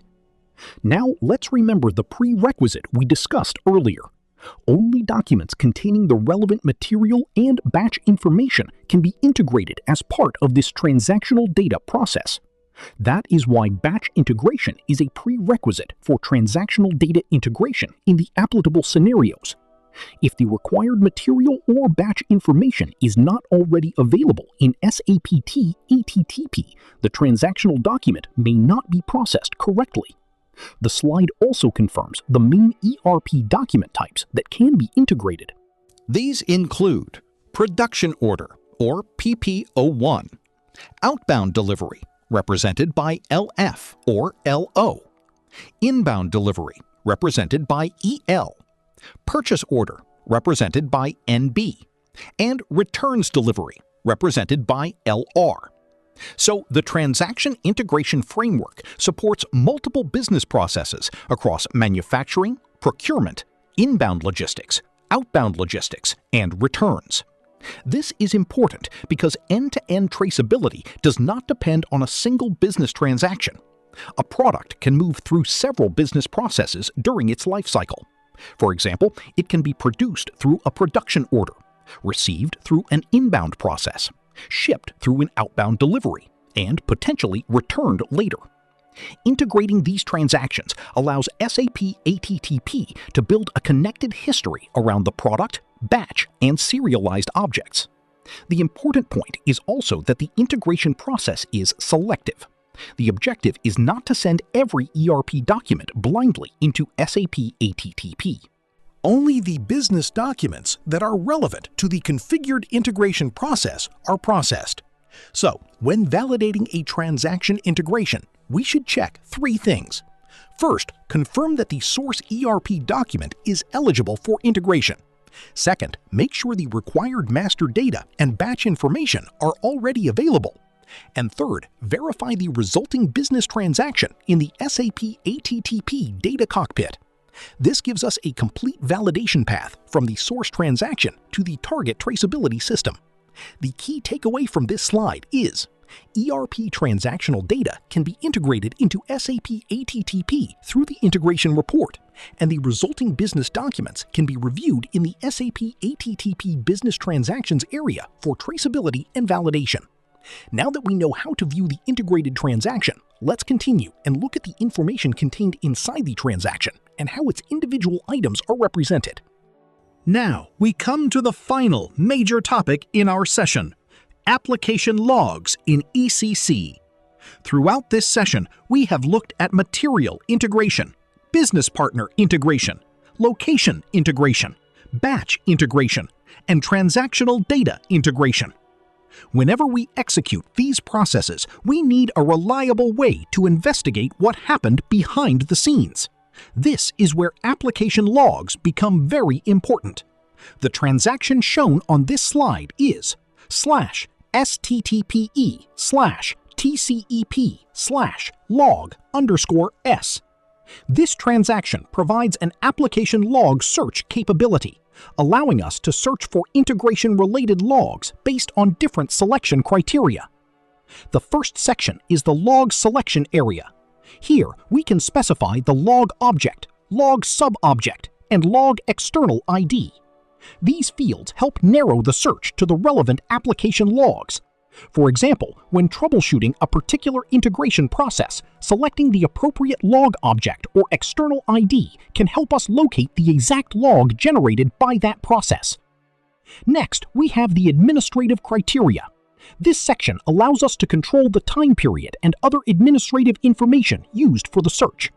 For example, we can search logs from the last 6 hours, or we can specify a particular date and time range. We can also provide a username when we want to find logs created by a specific user. This is particularly useful in a testing environment where we know which user executed the integration. Then we have the message criteria. Here we can search based on the message class and message number. This becomes very useful when we already know the message associated with an error or warning and want to find all logs containing that particular message. For example, if a specific error message occurs repeatedly during integration testing, we can use its message class and number to narrow the search. We also have matching criteria. This allows us to search the application logs based on text contained within the messages. The slide shows fields such as search string 1 and options for excluding particular strings. This is useful when we know a keyword or phrase that appears in the log but do not know the exact message number. On the right side, we can see additional search options. The Message Criteria section provides another way to specify message class and message numbers.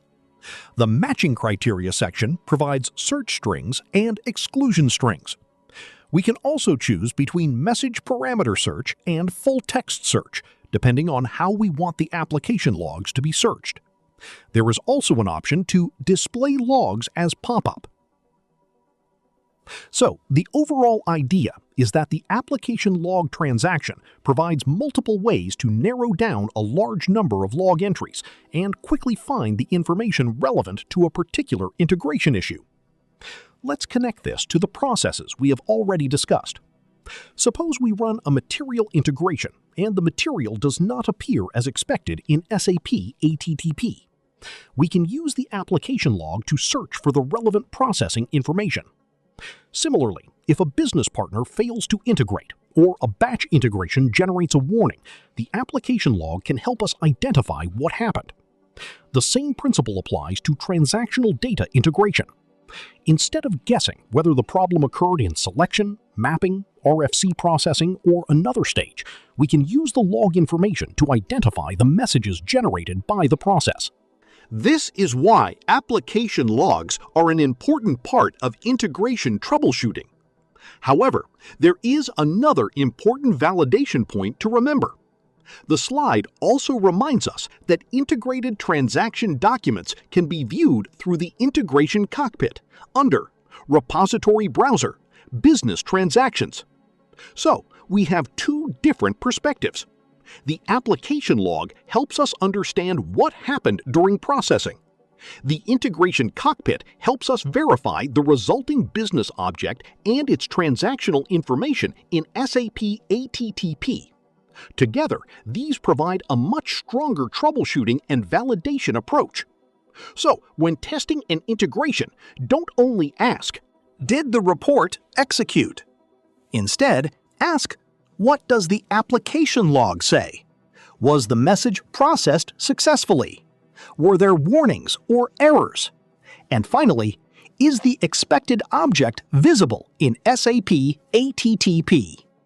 That approach gives us a complete view of the integration from processing to final result. The key takeaway from this slide is use processing code /STTPEC/log/S to search and analyze application logs in ECC, and use the appropriate log selection, message, and matching criteria to quickly identify integration-related issues. With application log searching now understood, let's continue with the remaining troubleshooting and validation concepts in the session.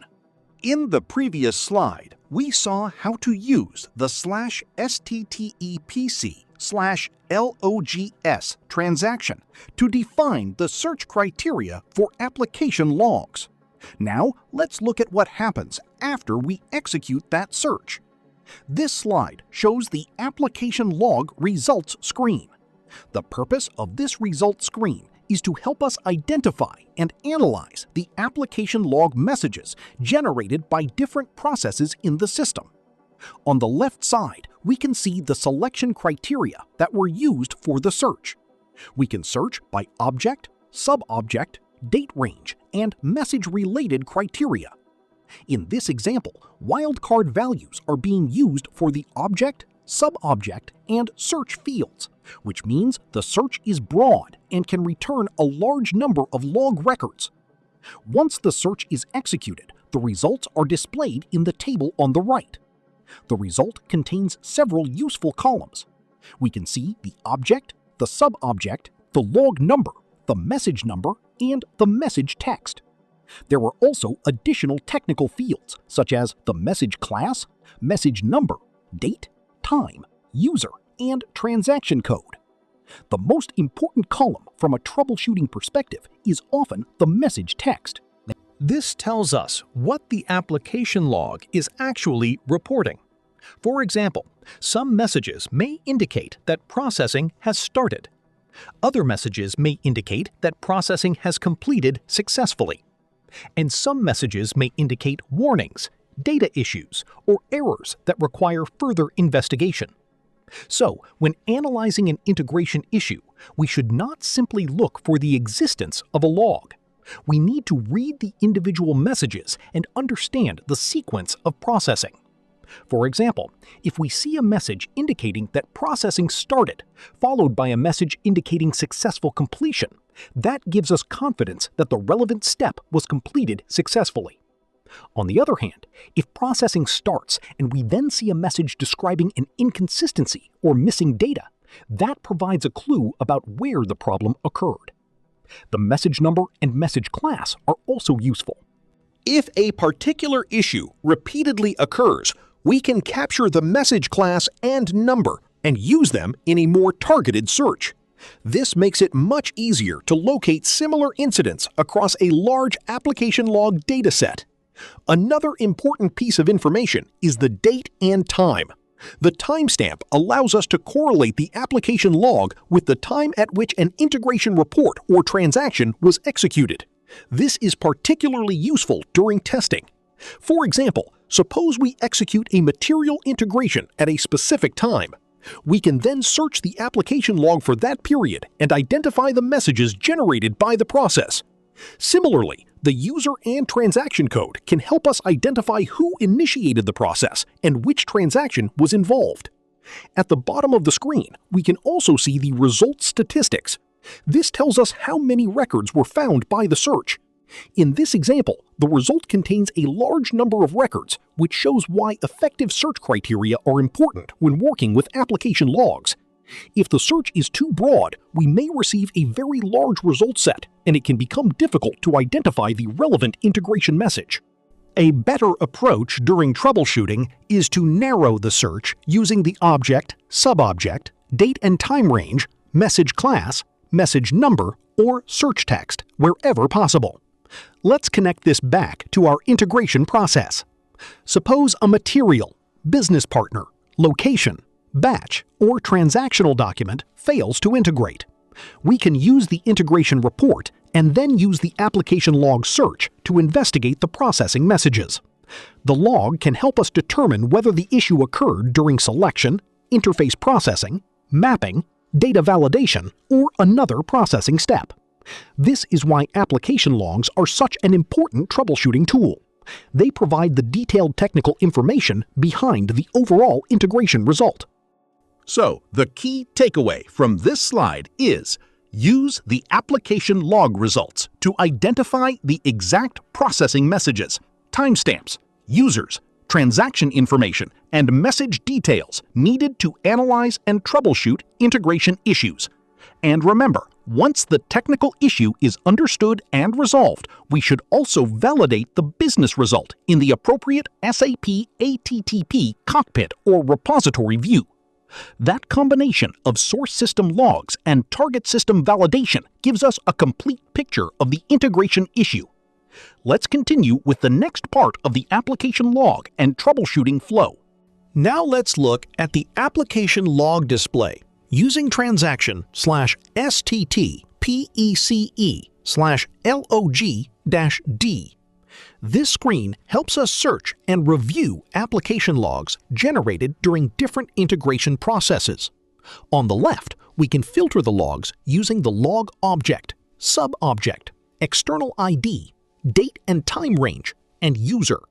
This is especially useful when we know when an integration was executed and want to find the related log.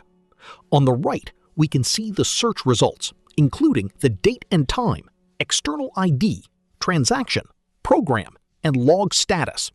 The status indicators also make troubleshooting easier. Green indicates successful or informational processing. Yellow indicates a warning, and red indicates an error that requires investigation. So, the basic approach is: search the relevant log, identify warnings or errors, open the log, analyze the detailed messages. This helps us troubleshoot material, business partner, batch, location, and transactional integrations. The key takeaway is: use /STTPEC/log_D to quickly locate and review application logs when analyzing integration issues. Let's continue with the next slide. Now, let's look at an important question about material master integration. Can we integrate only the delta change made in the material master to SAP ATTP? The answer is yes. The Delta Update option allows the integration process to focus on relevant material changes instead of sending the complete material master information every time. When a serialization relevant attribute is changed, that change can be identified and synchronized with SAP ATTP through the appropriate Delta integration process. This is useful for ongoing master data synchronization because we don't need to repeatedly process every material just to transfer one change. So, the key takeaway is, only the relevant delta changes in the material master need to be integrated when using the delta synchronization approach. Let's continue to the next slide. Now, let's look at another important question related to batch integration. Can we integrate a batch, for example, ABC 425, into SAP ATTP if the material for that batch has not yet been integrated? The answer is no. A batch cannot be integrated into SAP ATTP unless the corresponding material has already been integrated. This is because the batch depends on the material master information that already exists in SAP ATTP. So the correct sequence is, first, integrate the material, then integrate the batch. This is one of the key dependencies we need to remember when planning integration testing. If we try to integrate the batch before the material is available in SAP ATTP, the batch integration will not be successful. So, whenever a batch integration fails, one of the first checks should be whether the corresponding material has already been successfully integrated. The key takeaway is, material integration comes first and batch integration comes after it. Let's continue with the next slide. That brings us to the end of Session 3.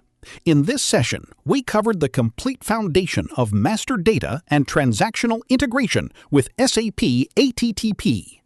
We started with master data setup in SAP ECC, including material, business partner, plant, location, and batch-related settings. We then looked at the differences in SAP S/4HANA, including the business partner concept and the way serialization-relevant material information is maintained. From there, we moved into master data integration from ECC and S/4HANA to SAP ATTP, including material, business partner, and location integration. We also covered batch integration, its prerequisites, the integration report, and how to validate the integrated batch in the SAP ATTP Cockpit. After that, we looked at transactional data integration, including production orders, inbound and outbound deliveries, purchase orders, and return deliveries. Finally, we covered application logs in ECC and how they can be used to monitor and troubleshoot integration issues. The most important thing to remember is the dependency between these objects: master data, material, plant and location, batch, transactions, traceability. When these objects are correctly configured, integrated, and validated, SAP ATTP can provide reliable end-to-end visibility across the supply chain. So, keep these integration dependencies and troubleshooting checkpoints in mind as we move forward in the next session. Thank you for joining me for Session 3.